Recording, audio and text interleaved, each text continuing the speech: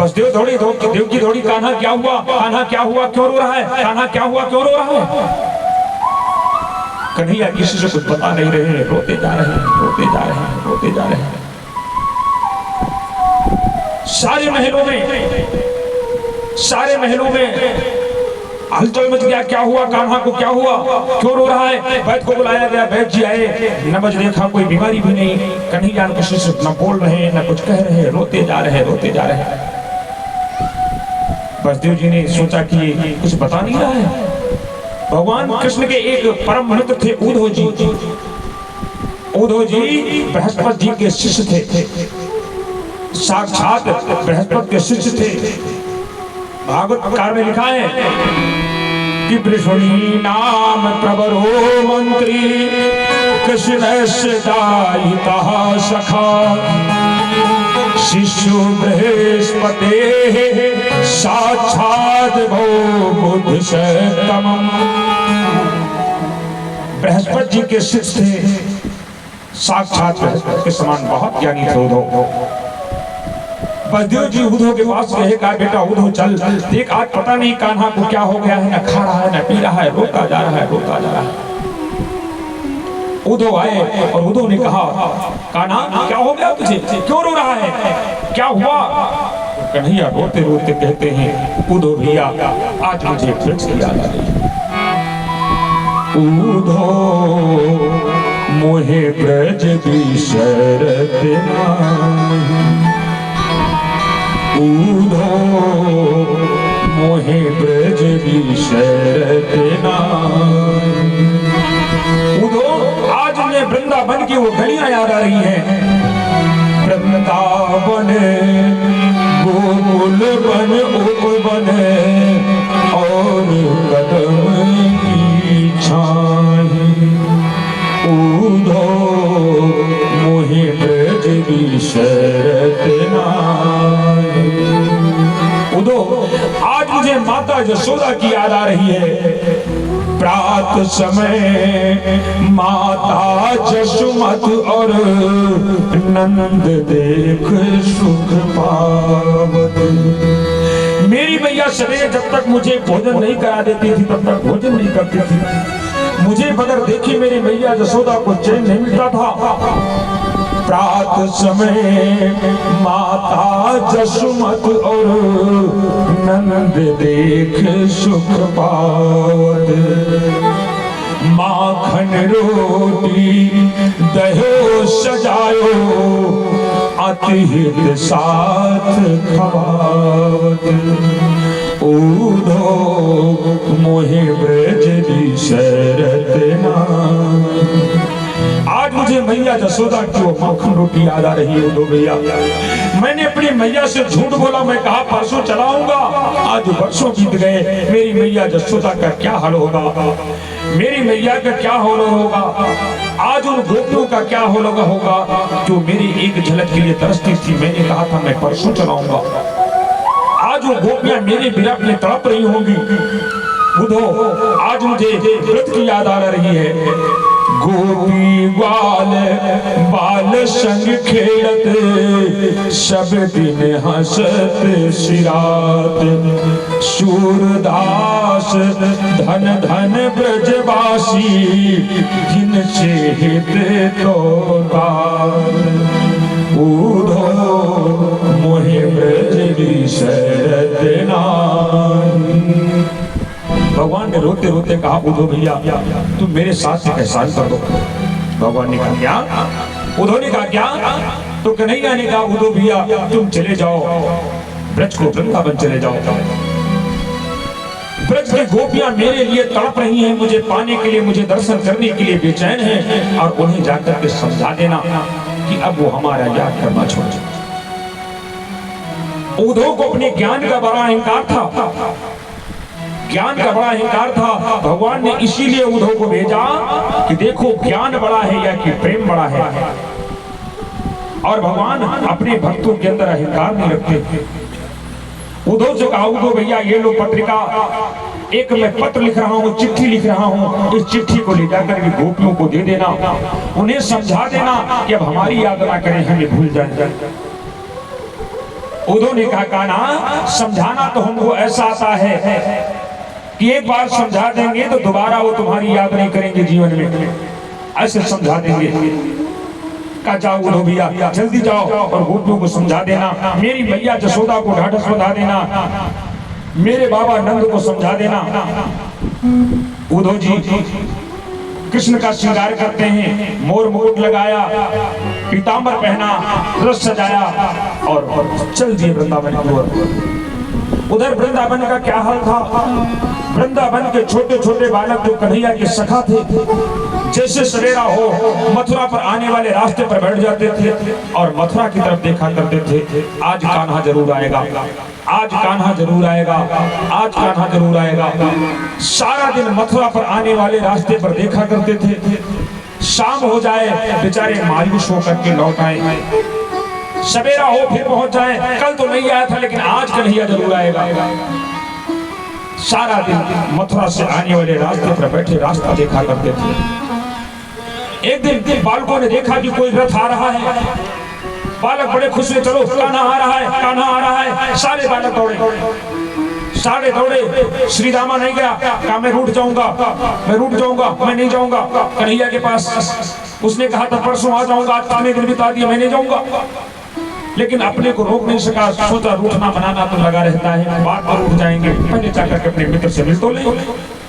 और सारे बालक जाकर के दौड़ते दौड़ते गए और रथ के किनारे पहुंचे तो देखा ये तो कोई और है। बालकों ने कहा परदेसी तुम कौन हो, कहां से आए हो, तुम्हें देखकर कि ऐसा लगा कि मेरा कान्हा आ गया है। उद्धव ने कहा बालकों हम तुम्हारे उन्हीं कान्हा के मित्र हैं, उनके सखा हैं, हमारा नाम उद्धव है। बालकों ये बताओ कि नंद बाबा के घर को रास्ता कौन जाता है, नंद बाबा के घर को किधर से जाएं? तो बालकों ने कहा परदेसी ये जो पानी की नाली बह रही है, इसी नाली के किनारे किनारे चले जाओ, जहां से ये नाली प्रारंभ होती है वही नंद बाबा का घर है। उन्होंने कहा इस नाली से नंद बाबा के घर का क्या संबंध है?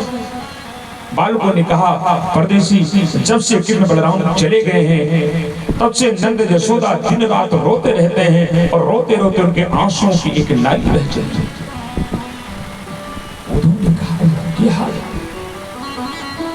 उद्धव बालकों के बताए रास्ते पर शाम होते होते नंद के द्वार पर पहुंचे, देखा यशोदा मैया पागलों जैसे पागलों जैसी यशोदा मैया कान्हा कान्हा कर रही हैं, आंख से आंसू की धारा बह रही है। नंद बाबा बिल्कुल पागलों जैसे बैठे हैं। उद्धव जी गए, उद्धव ने प्रणाम किया, कहा मैया मैं मथुरा से आया हूँ, मैं कान्हा का सखा हूँ। और जब कान्हा का सखा सुना उन्हें गोद में लिया, उन्हें बहुत दुलार किया, कहा मेरा मोहन कैसा है, मेरा कान्हा कैसा है। आपके ही हाल चाल जानने के लिए भेजा है उसने।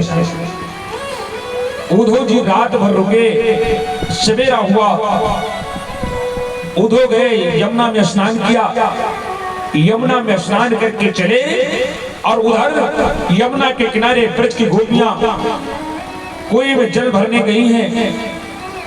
एक गोपी कुएं में घड़े को डाला और जैसे डाला वैसे कान्हा की याद आ गई, वो बड़ा खींचना भूल गई। एक गोपी जल भर करके सर पर रखती है घड़ा और कान्हा की याद आती है, वो चलना भूल जाती है, ऐसे खड़ी है। जो गोपी जिस स्थिति में है कान्हा की याद आती है वैसे खड़ी हो जाती है। एक सखी ने कहा सखी वो कान्हा फिर आएगा, फिर आएगा। सखी कब आई है फिर चित चोरे, सखी कब आई है फिर चित चोरे, सखी कब आई है फिर चित चोरे, सखी कब आई है फिर चित चोरे, सखी कब आई है फिर चित चोरे, फिर चित चोरे, फिर चित चोरे, फिर चित चोरे, कब आई है फिर चित चोरे, सखी कब गई है, तेरे चित चोर सखी कब गई है, तेरे चित चोर सखी कब गई है। चरावत बसिया बजावत, चरावत बसिया बजावत, चरावत बसिया बजावत, चरावत बसिया बजावत, अब ले है मन मोर सखी कब गई है, तेरे चित चोर सखी कब गई है, तेरे चित चोर सखी कब गई है, तेरे चित चोर सखी कब गई है। तेरे चित चोर हाँ, तेरे चित चोर, तेरे चित चोर हाँ, तेरे चित चोर सखी कब गई है, तेरे चित चोर सखी कब गई है, तेरे चित चोर सखी कब गई है। ऐसे सखियां आपस में बात कर रही हैं। थोड़ी दूर पर राधा ललिता आदि सखियां हैं। तब एक पेड़ पर एक श्यामा चिड़िया बोली।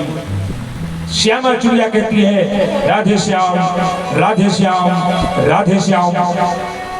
राधा ने कहा ललिता मार डाल इस हत्यारिन को, ये हमको चिढ़ा रही है, ये हमको चिढ़ा रही है, हमारे जले पर नमक छिड़क रही है।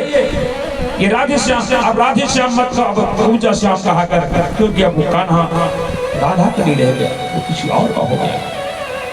एक भंवरा आया, राधा के मुखमंडल पर भंवरा मंडराने लगा। राधा ने कहा ललिता मार डाल इसको, ये काला है और मैं कालों से संबंध नहीं रखना चाहती हूँ, काले बड़े बेवफा होते हैं। वो ये कान्हा काला है, हम लोगों से प्रीत बढ़ा करके चला गया, आज तक खबर ही नहीं लिया। वैसे ये भौरा होता है, जब तक फूलों में रस होता है तब तक फूलों के पास मंडराता है, वरना छोड़कर चला जाता है। ये काले बड़े बेवफा होते हैं। ऐसे आपस में वार्ता कर रही हैं, तब तक दूर से उद्धव जी दिखाई पड़े। उद्धव का श्रृंगार बिल्कुल कृष्ण जैसा था। दूर से उद्धव दिखाई पड़े। गोपियों ने समझा वो कान्हा आ गया, सारी गोपियां दौड़ी, वो कान्हा आ गया, कान्हा आ गया, कान्हा आ गया, और सारी गोपियां दौड़ी जाकर उद्धव को घेर लिया। लेकिन पास में पहुंची, कहा ये तो कोई और है। कहा परदेसी तुम कौन हो, कहां से आए हो? तुम्हें देख करके ऐसा लगा कि मेरा कान्हा आ गया है। कौन हो, कहां से आए हो? उद्धव ने कहा गोपियों हम मथुरा से आए हैं। और जैसे मथुरा का नाम लिया, गोपियां क्रोध में आग बबूला हो गई। कहा चले जाओ, हम मथुरा वालों की शक्ल नहीं देखना चाहते, मथुरा वालों से हमें बड़ी नफरत है, मथुरा वाले बड़े बेपाव हैं। एक मथुरा से अक्रूर आया था, नाम तो उसका अक्रूर था, लेकिन वो महाअक्रूर निकला, मेरे जीवन धन को लेकर चला गया। अब तुम क्या बचा खुचा मेरा जीवन लेने आए हो? चले जाओ, मैं मथुरा वालों को देखना नहीं चाहती हूँ। उद्धव ठोड़ी से खड़े। उद्धव ने कहा गोपियों हम तुम्हारे उसी श्याम सुंदर का संदेश लेकर आए हैं। ये देखो एक पत्रिका, एक पत्र दिया है कान्हा ने तुम लोगों के लिए। और जैसे पत्रिका को देखा गोपियों का क्रोध शांत हो गया। गोपियों ने कहा परदेसी अब पढ़कर सुनाओ, इस पत्र में लिखा क्या है? हम लोग तो अनपढ़ है, गंवा रहे हैं, पढ़ना लिखना जानते नहीं है, तुम ही पढ़कर बताओ इसमें मेरे कान्हा ने लिखा क्या है। गोपियां कह रही हैं कि परदेसी संदेशी प्रणाम बाबू, खत भेजिन है का हमरे श्याम बाबू, तनी बाँच कहो ना, साच साच कहो ना, तनी बाँच कहो ना, साच साच कहो ना, तनी बाँच कहो ना, साच साच कहो ना। परदेसी परदेसी परदेसी संदेशी प्रणाम बाबू, खत भेजिन है का हमरे श्याम बाबू, तनी बाँच कहो ना, साच साच कहो ना, तनी बाँच कहो ना, साच साच कहो ना, तनी बाँच कहो ना, साच साच कहो ना। कि ईमा हमरो है का कहो नाम बाबू, ईमा हमरो है का कहो नाम बाबू, ईमा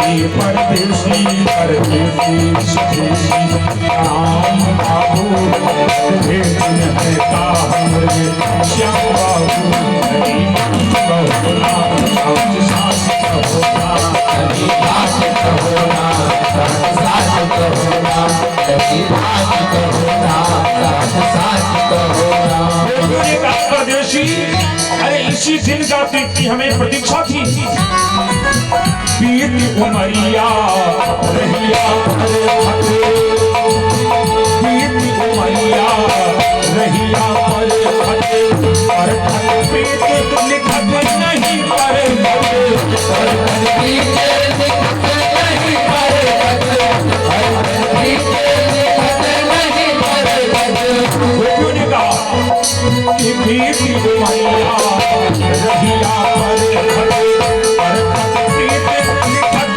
नहीं पर फते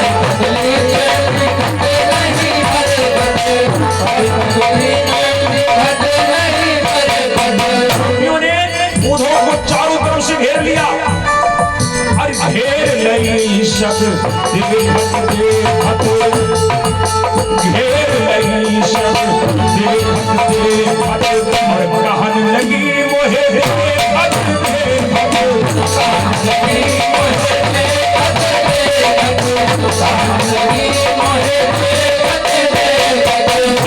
सखी अपनी तरफ खत खींच रही है अपनी तरफ खींच रही खत मुझे दे खत मुझे दे खत मुझे दे सब खत को छीन रही है घेर लई शब्द देखत देखत कहन लगी मोहे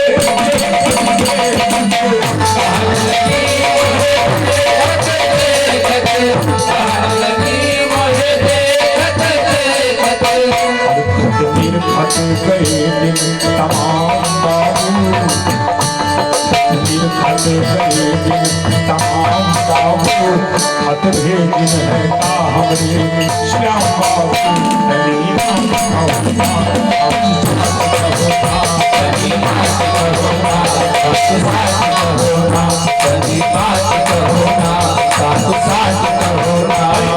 हमरो है का कहूँ राम बाबू हमरो है का कहूँ राम बाबू हमरो है का कहूँ राम बाबू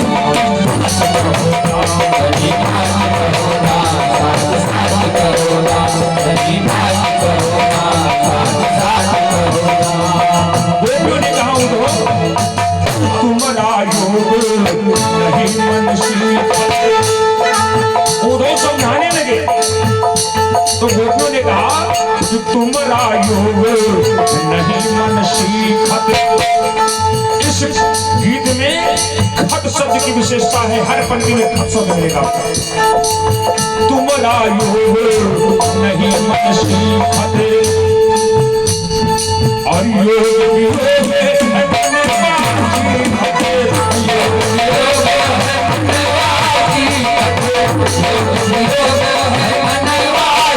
गोपियों ने कहा उठो अरे खत थी खत पर खत वाला नदी ये खत भेजने वाला क्यों नहीं आया खत दिया लेकिन खुद क्यों नहीं आया खत थी खत पर खत वाला नदी खत और कहीं क्यों भी गए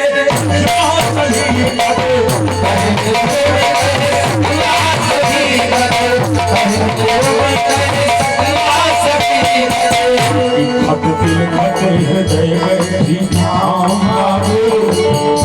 खत भेजन है का हमरे श्याम बाबू हरी बात कहो राम सच सच कहो हरी बात कहो सच सच कहो हरी बात कहो सच सच कहो हमरो है का कहो राम बाबू हमरो है का कहो राम बाबू हमरो है का कहो राम बाबू हरी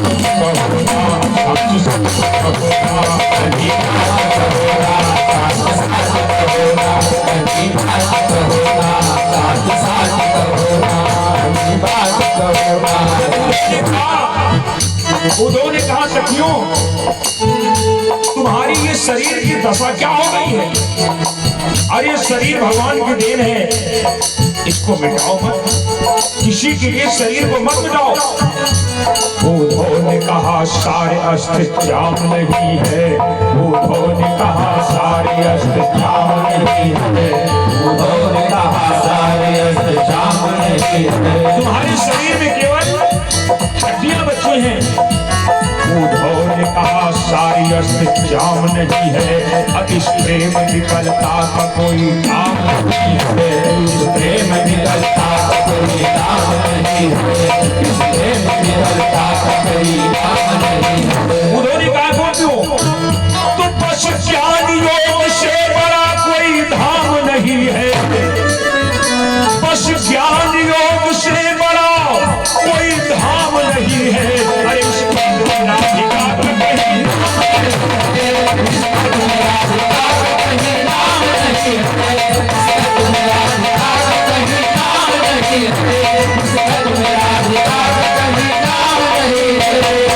ज्ञान योग से बड़ा कोई धाम नहीं है, बस ज्ञान योग से बड़ा कोई धाम नहीं है। और इस खत में राधिका का कहीं नाम नहीं है, राधिका का कहीं नाम नहीं है, इस खत में राधिका का कहीं नाम नहीं है। इस खत में तो राधा का नाम है नहीं। और जैसे राधा ने सुना कि खत में राधा का नाम है नहीं, बस क्रोधित हो गई गोपियां। उद्धव योगी खत का भाग खत, उद्धव योगी खत का भाग खत, और लिखा न राधा सखिया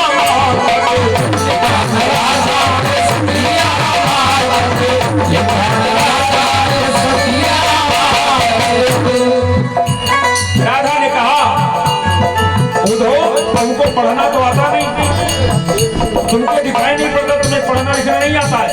अरे मेरे प्रियतम भला मेरा नाम लिखना बोल सकते? उद्धव ने कहा नहीं, राधा का नाम ही नहीं। राधा कहीं नहीं ये कमल हमारे, खत्मा नीचे देखो किनारे,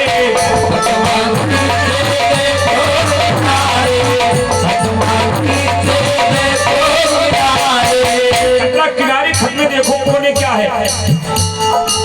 तो उन्होंने कहा कोने तो दस्तखत है, दस्तखत है किसका? दस्तखत पढ़ो राधे श्याम बाबू। राधे श्याम कहाँ का राधा हमें बनाओ। दस्तखत पढ़ो राधे श्याम बाबू, मत भेद नहीं हमें श्याम बाबू जनी